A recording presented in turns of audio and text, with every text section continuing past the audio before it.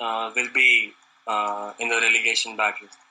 Yeah, I would probably agree with that, and I think although I think Adnan Januzaj has been pretty decent. I think he's sort of from what I he's been decent, but just decent. He was sent off against. He's been sort of one of those things where he looks good by some of the stats, like he's leading. I think he's second in the league with dribbles completed, but doesn't necessarily like make his team better.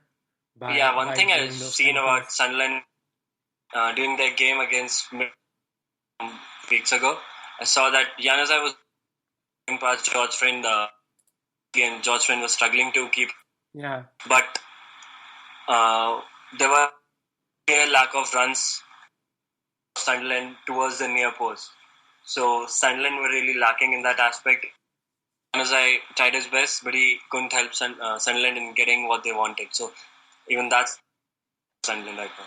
Yeah, I think that's good, and sort of the underlying numbers are pretty terrible in terms of attacking as well. I have them for, I think they have like twice as many shots that they on target that they gave up than themselves they've tried. So one big reason for it that Lee Cattermole is not playing these days, and he's one leader that all inspires Sunderland to doing well, and he's a big miss as things stand. Yeah, I think that's a good one, and sort of, I've mentioned sort of the good of the good that Adnan Januzaj brings, which is the dribbling and whatever, but he's also up among the league leaders with losing the ball. That's been a problem for him. Yeah. Right. So I think he's not as bad as Josh King, who's the worst. Yeah. But, and then some other Bournemouth players as well. All right. I think that we don't really have time to talk about them, but I would just kind of mention that I would put other teams in this relegation battle. I just mentioned Bournemouth here, and then I would also put Hull and then Burnley here. Hull and Burnley will be there, but I think Bournemouth will probably survive because the work ethic that Eddie Howe brings to the club has been quite evident since they gained promotion from the Championship. And I think he has got the players who know how to work hard and know the system quite well. And I think Bournemouth will probably attain a 15th, 14th, or 16th position finish this season, much like last season. Yeah, I think that would be interesting. I think they do need to, improve for sure. But all right, let's talk more about some of the other issues that are going on in the Premier League, and I think the fourth topic, which is going to be Harry Kane's injury. So just to set this up, right? Harry Kane was injured in the match against Sunderland when he tried to make a sort of challenge on Papi Djilobodji and turned his ankle, and now he is expected to be out 6 to 8 weeks. Is that right? So yet, but reports are saying 6 to 8 months or 2 months, or 6 to 8 weeks or 2 months. Right. So the backlash has obviously been against Mauricio Pochettino, and I've read a couple of articles where I think Raymond Verheyen is saying that Pochettino is to blame because he's running them into the ground. Even I wrote about Harry Kane and why this injury and his bad form was imminent, because Harry Kane is only human. He's not a robot, and he made 38 appearances last season, scored 25 times, played in the Europa League, played in the FA Cup, played in the League Cup, and after the season ended, he took part in the Euros for England. And he's got a body to keep with.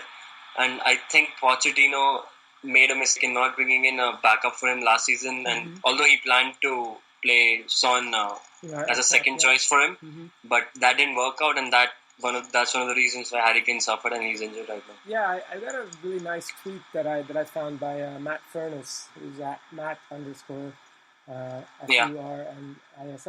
He's saying that Harry Kane has played 71 consecutive Premier League games and started them, and in terms of the strikers, he's run the most distance by quite some time, by quite a while. So he's run 454 kilometers, or an average of 11 per 90 minutes. And the second best is Troy Deeney, and Jamie Vardy, who are barely at 400. So they're basically running 1 kilometer less per 90 minutes than Harry Kane. So I think if you think about that over 70, over 70 matches consecutively, that's pretty remarkable. Or even over 43 matches, I think. Yeah, sorry, 43 matches, but 71 is what he started, I think, going back to the year before. But even and Harry Kane has always been that kind of player who's always filled with determination. Yeah. As just right before the Euros, I saw this Portugal-England game in which Harry Kane got kicked by Bruno Alves in the head. I watched that and what most players would do is that they'll fall down and crib about the fact that they've been kicked in the head. But what Kane did was he carried on running. Yeah. So that clearly shows the amount of determination. Yeah, I remember the person who goes down. Bruno Alves red card. Yeah. So what do you think is the sort of effect on Spurs on losing Harry Kane? Do you think they'll be able to replace him with somebody like Vincent Janssen, or a combination of playing Janssen and Son and maybe somebody else sort of up top? Or do you think they're really going to be hurt by his absence, especially with some pretty key games coming up? Yeah, he'll England-Scotland game as well. And, even the North London derby. But I think Janssen will probably play up front, although no one knows as to how he'll perform. But it's the time for him that he shows the Premier League what he's capable of and recaptures his Eredivisie form last season, which had made him the highest goal scorer out there. So I think he's built in the Harry Kane mold, but he still has to get some things right to score as many goals as Harry Kane has, or recapture his form of the Eredivisie. Yeah. Because Heung-min Son did quite well against Sunderland. He saw some stat which was outrageous for someone who didn't do quite well last season. He was actually Wolfsburg or Hamburg. Right. I think Son will place on the left, and Janssen will play. Yeah, maybe this will be. I mean, I don't think this is going to be. Obviously, there's certainly not a positive losing Harry Kane, but there is sort of that element that when I was looking at some of the passing maps and some of the matches, he did look sometimes to be less involved in the passing build-up for Tottenham, and maybe it's a chance to guys like Heung-min Son. And, there was a time early on last season when people criticized Harry Kane for not scoring as many goals, and the beginning of the season, right? I remember. Yeah, and they had begun to call him a one-season wonder once again, where he proved them wrong by scoring a hat-trick when Spurs beat Bournemouth 5-1. Didn't work out. But that was the time Harry Kane was evolving as a. That time, although he didn't, one would expect his overall play improved, and that improved him as a player. Yeah, all right. I think that's probably good enough on Tottenham. I think we have only one more topic on our agenda, which is Man City. Who we somehow we've avoided talking about them for coming up on 40 minutes now, and it's probably because there really isn't that much to talk about as they are dominating the league. But I think the one person itself suggests how dominated they've been. Yeah, I guess that's what. And I think specifically I want to talk about Kevin De Bruyne, who. This week has been praised by his manager Pep Guardiola, as he is wont to do. But Guardiola was saying how that nobody is as good as Messi, but sort of Kevin De Bruyne is gonna be able to get a seat at the next table, as is the metaphor that we use. So, what do you make of that? Is it just sort of a manager talking up his player, or is it do you think there's some truth to that, or is Kevin De Bruyne actually really that good? What are some of your thoughts? Yeah, I think it's one way to make sure that Kevin De Bruyne better than he is right now, although he's performing really well. Yeah. But it's obvious that Pep Guardiola wants better than he is right now. That statement was ridiculous. It's too early to judge Kevin De Bruyne. Only 5 games this season. De Bruyne has always can't play throughout the season, and he's sure to endure 1 or 2 injuries during that phase. Yeah, leads to inconsistent matches. But Messi and Ronaldo are those who put in performances in every single game, and they're as consistent as uh, as anyone can be, come to their level best in every single game. And the table thing you mentioned about, I think he's just one table below them, but I think that's essentially, I think, what Guardiola was saying. He was saying the table below, the table next to them. I don't think he was saying that he's as good as them, but he's saying he's in the next tier of guys who are 3 to 10.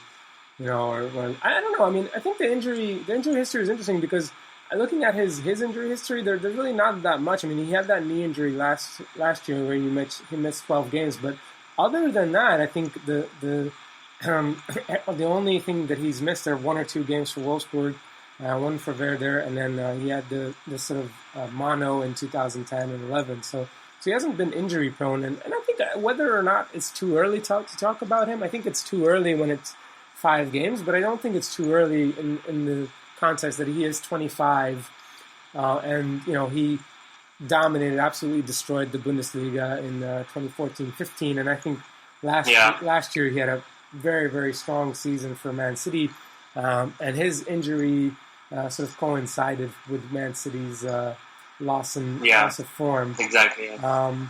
So I don't know. I mean, I think ranking him, as the 3rd best player in the world is probably a lot of hype. A bit too much, yeah. Yeah, but I don't. I wouldn't think it's crazy to rank him like number 10 or something, or number, whatever you want to call it, depending on how you feel about some of the others. These are always very subjective as well.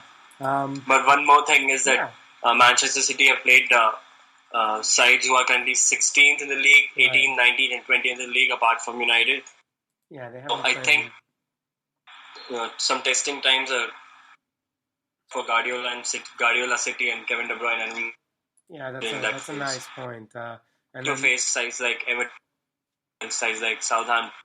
Right, they'll play Barcelona in the Champions League pretty soon. I think. Is that maybe massive game against Spurs coming up? I guess so. That's going to be big game. Good. So I think we've covered quite a lot of teams in the EPL after 5 match days. Is there anything else that you want to sort of get off your chest or that you want to talk about? I think we've talked enough. Okay, well, good. So Kaustubh, you've mentioned several of your articles. Where could people find them? What are some of the ones that you would recommend for us? Majority of the articles that I write about the Premier League are published on the EPL Index. Uh-huh.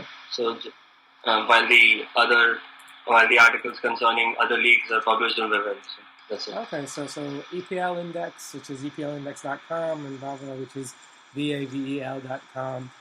That's where they'll find your articles. Well, thank you so much for your time. Yeah, thanks, Evan. Yeah, and as far as the podcast, we will try to be on more regularly. You should be able to find us on SoundCloud under BundesPL and then on Spreaker as well. So we'll be back with more EPL talk and others. But